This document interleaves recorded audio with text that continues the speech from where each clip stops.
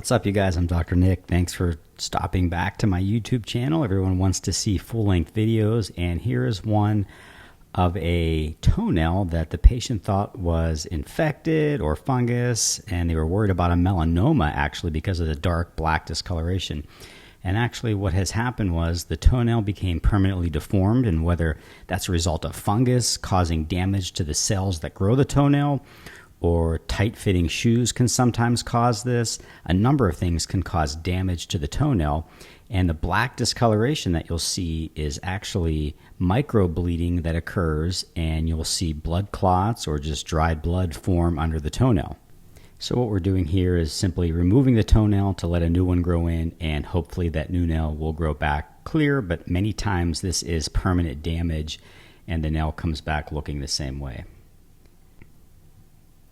So thanks for watching this video. I have a ton of full-length surgical videos coming, as I've been saying, so please make sure to subscribe, leave any comments below on things you want to see, and I look forward to seeing you back with some new videos.